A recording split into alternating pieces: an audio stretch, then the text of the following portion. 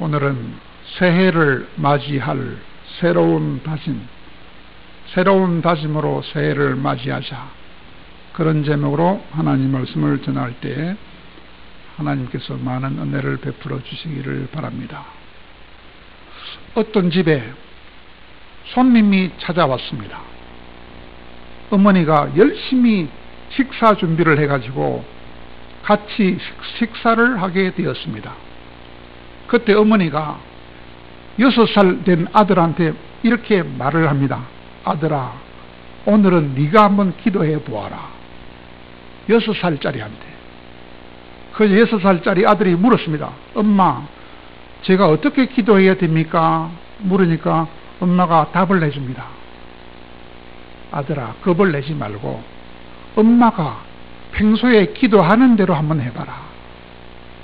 그러니까 아들이 알았다 그러면서 이렇게 기도를 했습니다. 하나님, 우리 집에는 왜 귀찮은 손님들이 이렇게 자꾸 옵니까? 그리 기도했어요. 무슨 뜻일까요? 식사 준비는 열심히 잘했는데, 시작은 좋았는데 아들이 이상하게 기도하는 바람에 분위기가 나빠가지고 끝을 망쳐버렸다는 것입니다. 시작은 잘했으나 끝을 망쳐버렸어. 이러면 실패작입니다. 끝이 좋아야 하는데 끝을 경시하는 경향이 있다는 것입니다. 그러면 실패한다는 것입니다. 끝까지 잘해야 되는 거라. 성구 영신에도 잘 들어야 돼요.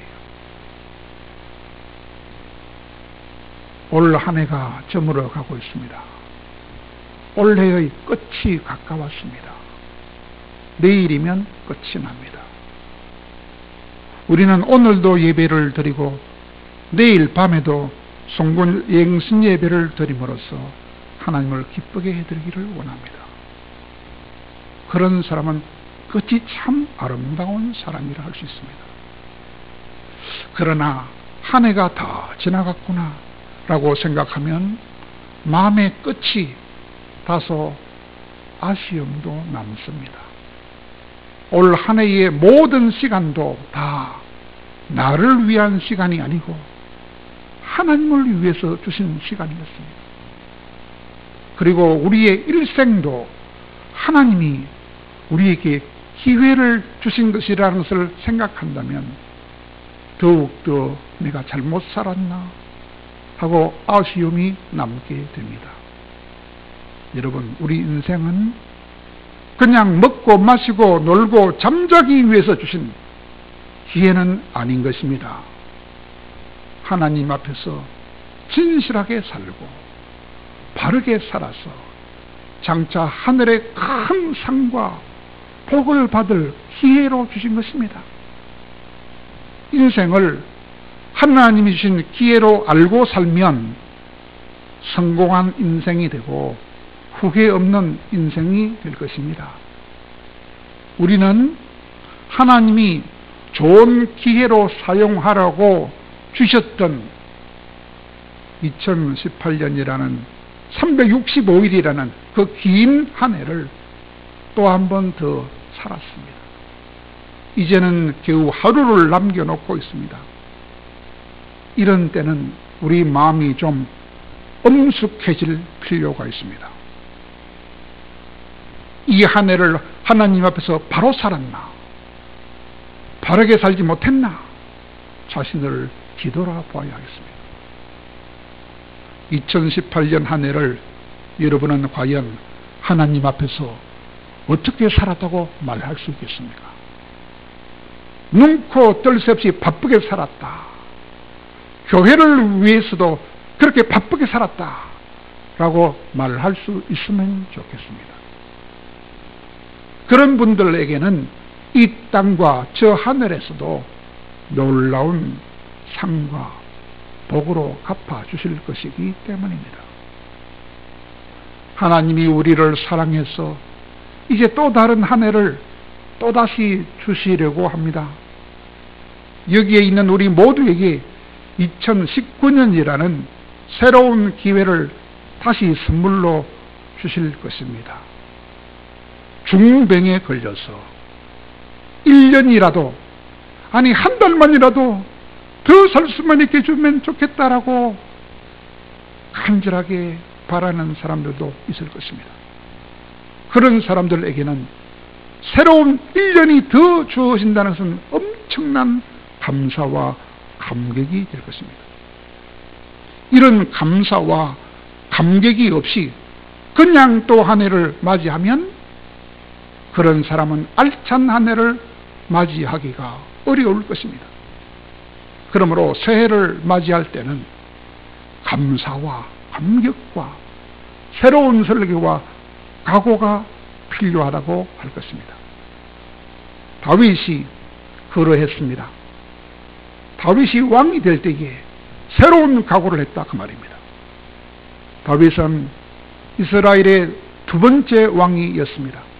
그가 두 번째 왕이 될 때는 첫 번째 왕 사울이 실패했을 때였습니다. 이제 새로운 왕이 되었으므로 첫 번째 왕 사울이 실패했던 그 나라를 성공적으로 이끌어야 했습니다. 그때는 왕이 모든 것을 좌지우지하는 왕정시대이기 때문에 나라가 전적으로 단 한 명 왕한테 달려 있었습니다. 그러므로 다윗은 깊은 생각이 필요했습니다. 오늘날과 같이 나라가 입법과 사법과 행정으로 분리되어 있었던 시대가 아니었습니다. 왕의 한마디 말이 바로 법이 되는 그런 시대를 살고 있었습니다. 그러므로 왕이 어떤 정치를 하느냐에 따라서 전체 백성들의 행복이 결정되기 때문에 다윗은 어떤 정치를 어떻게 잘해야 될까 깊이 생각을 해야 했습니다. 그때 다윗은 맨 먼저 하나님을 머리에 떠올렸습니다. 그때 다윗은 하나님이 어떠한 분이신지를 먼저 생각을 했습니다.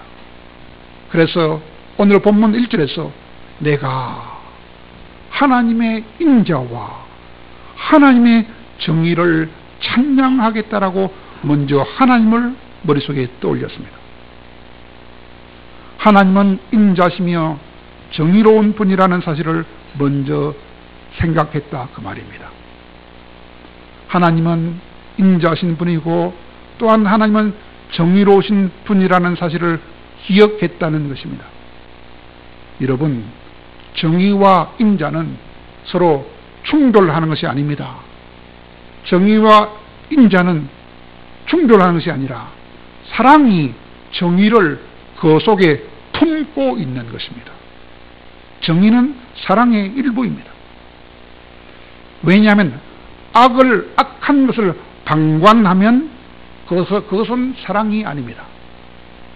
그리고 약자를 사랑하지 아니하면 그것은 또 정의가 아닙니다.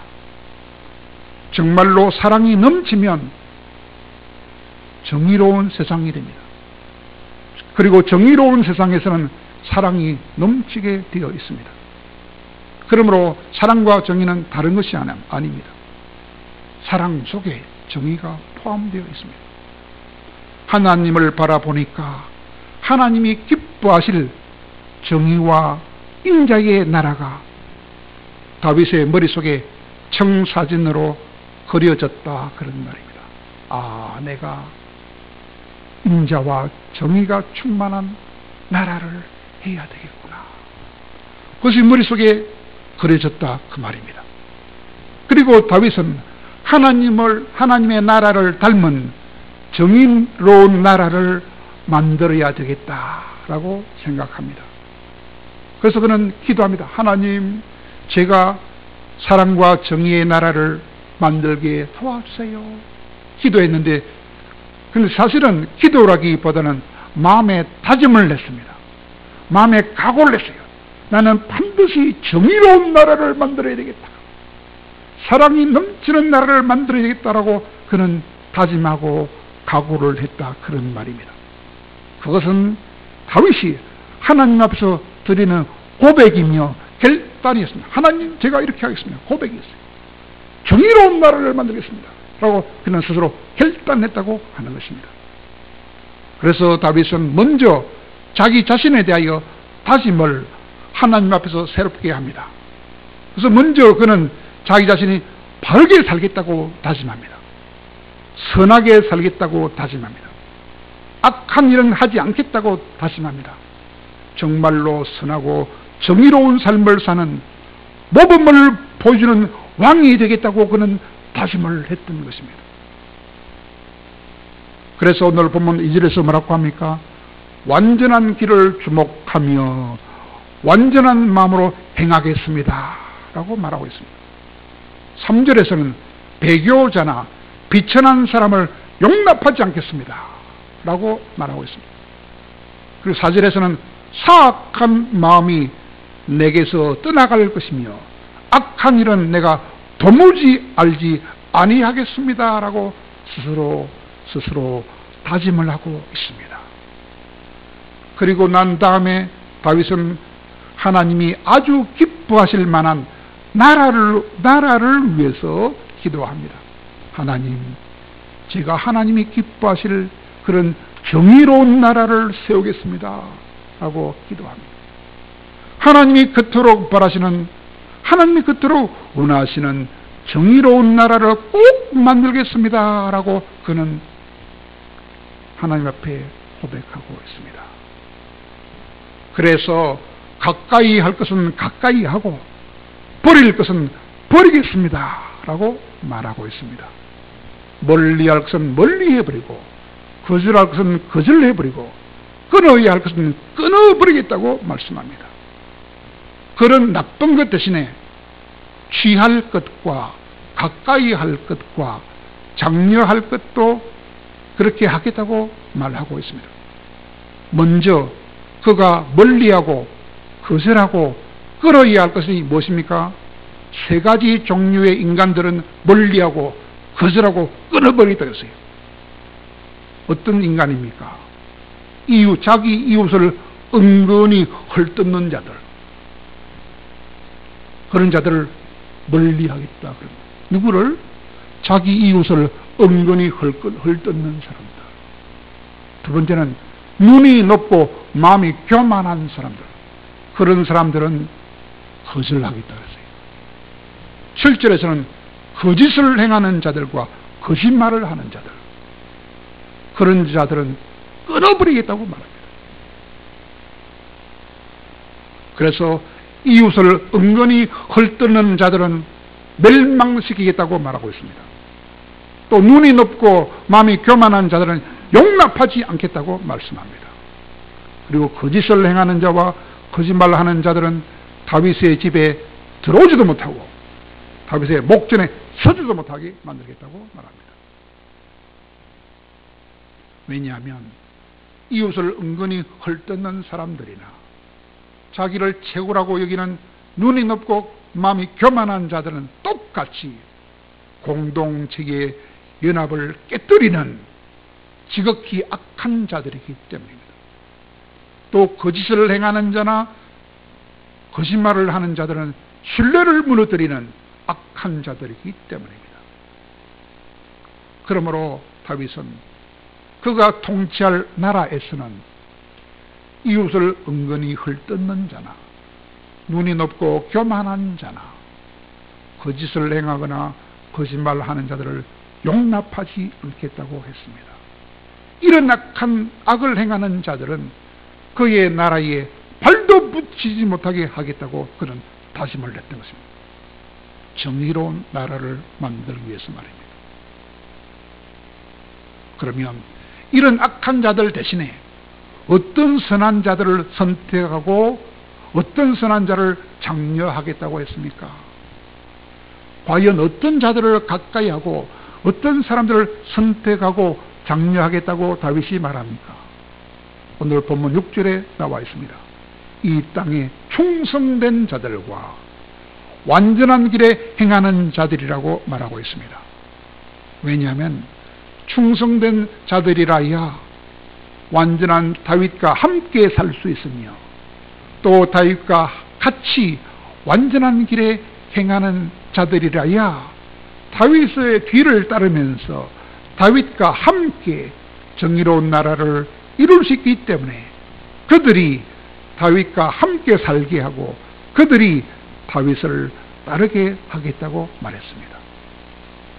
그러므로 다윗이 하나님이 기뻐하시는 부강한 나라를 이루었고 열방이 부러워하는 좋은 나라를 이루었던 것은 무엇 때문이냐?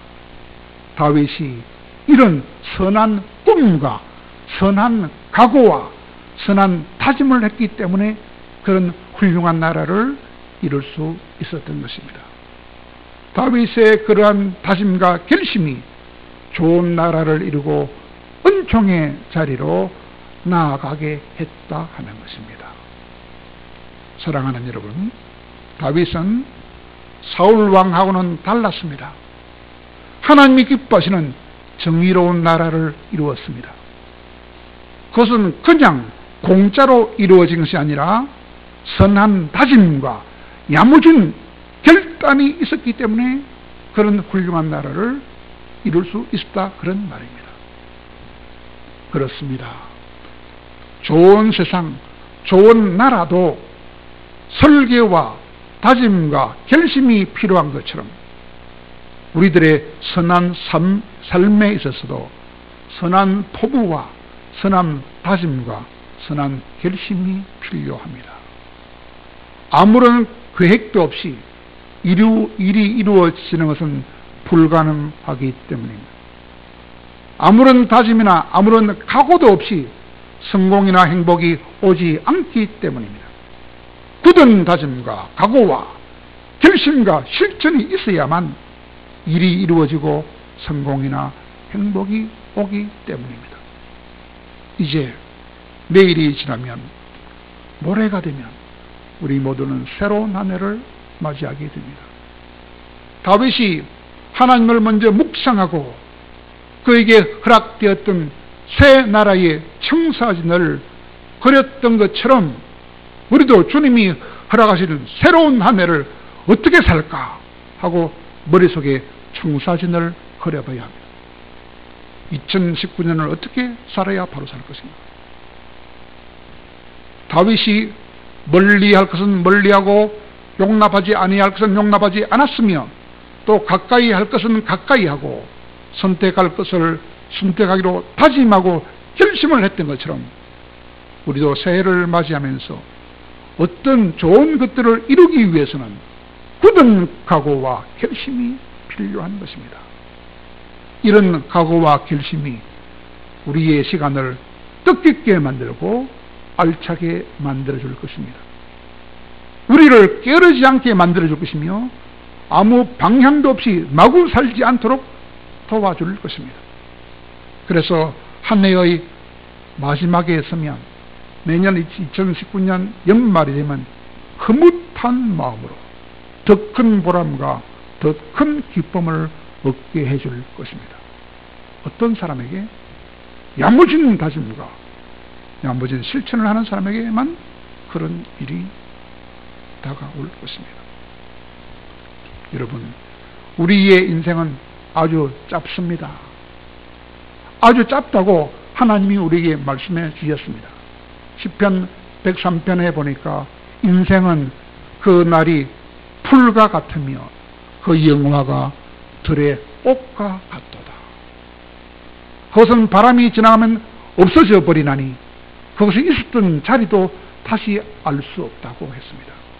여러분, 풀은 빨리 말라버립니다. 꽃도 빨리 떨어져 버려요. 인생은 짧아요. 그러나 하나님이 기뻐하실 목표를 세우시고 선한 결심으로 한 해를 시작한다면 한 해도 결코 무의미하지 않을 것이며 우리 짧은 인생도 결코 헛되지 않을 것입니다. 하나님 앞에 우리 인생이 기록이 될 것이며 하나님이 기억해 주시는 귀한 2019년이 될 수 있을 것입니다. 사랑하는 여러분, 우리 앞에 곧 또 다른 새로운 한 해가 펼쳐질 것입니다. 누구나 한 해를 좋은 선물로 좋은 기회를 받아서 살아가게 될 것입니다. 하나님은 이 새로운 한 해가 우리에게 좋은 기회가 되기를 원하는데 모든 사람이 다 2019년을 좋은 기회로 만들 수는 없을 것입니다. 그러나 하나님을 위해서 살아가는 우리들은 세상 사람들과는 같을 수는 없습니다. 세상 사람들은 자기를 위해서 살지만 우리는 하나님을 위해서 사는 사람들입니다. 그렇다면 우리는 어떻게 해야 하겠습니까? 새로 주시는 한 해를 감사하는 마음으로 받아야 되겠습니다. 그리고 어떻게 살아야 할지 고민을 깊이 해야 되겠습니다. 다윗처럼 어떤 목표를 정하시고 어떤 각오와 결심을 가지고 한 해를 시작해야 되겠습니다. 하나님을 사랑하고 또한 그러므로 사랑하는 주님의 신부가 되기를 바라는 귀한 여러분들이 신실한 믿음을 지켜야 되겠습니다. 끝까지 믿음을 잘 지켜야 되겠습니다. 오늘날에는 믿음을 지키기가 참 힘든 세상이 되었습니다. 여러분, 진주시내 천명교회도 새벽 기도에 50명밖에 안 나온답니다. 점점 믿음이 식어져요. 나중에는 믿음을 부인할 사람이 많이 생겨났습니다. 이 시대는 말세라요. 다 믿음을 떠나는 시대입니다. 믿음을 지키기가 너무너무 힘든 시대입니다. 정말로 악하고 혼돈된 세상에 살고 있습니다. 영적으로 깨어있지 않으면 삼손처럼 시드기야처럼 믿음을 빼앗기고 두 눈마저도 빼앗길지 모릅니다. 이런 악한 시대입니다. 그러므로 우리는 믿음을 지키는 삶에 열심을 내는 한 해를 살아야 되겠습니다. 믿음을 지키기 위해서는 뭐가 필요합니까? 기도와 말씀에 더 힘을 쏟아야 합니다. 예배와 봉사에 더 힘을 써야 합니다. 그래야만 거룩한 삶을 살 수 있고, 그래야만 마귀의 유혹을 뿌리칠 수가 있고, 그래야만 믿음을 지킬 수 있습니다.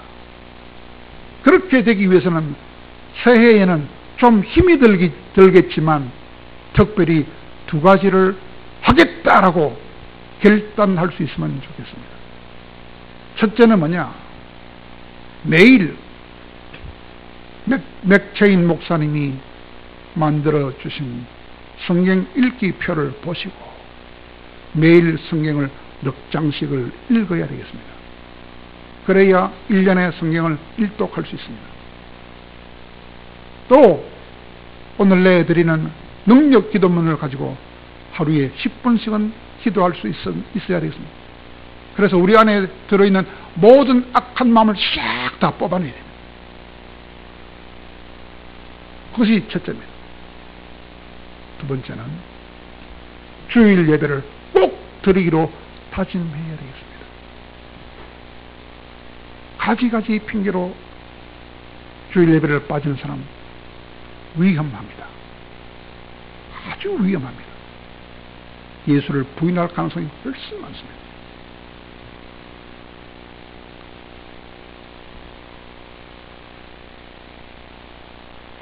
왜냐하면 이렇게 매일 기도와 말씀에 힘을 쓰면 다윗처럼 하나님의 마음을 알 수가 있습니다. 그런 자들은 온전한 마음과 온전한 능력을 얻을 수 있습니다. 그러므로 매일 성경을 넉 장씩 읽으며 10분씩 제거 기도를 철저하게 하겠습니다.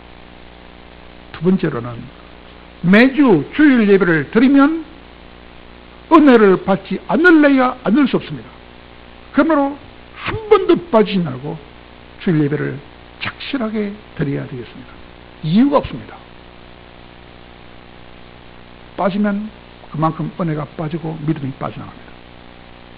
그리하여 한 해 동안 이 두 가지를 힘써 지킴으로 다윗처럼 승리하는 1년을 사시고 앞으로 천국 가는 그날까지 계속 그렇게 승리하는 삶을 살아가는 우리 모든 성도들이 되기를 간절히 바랍니다.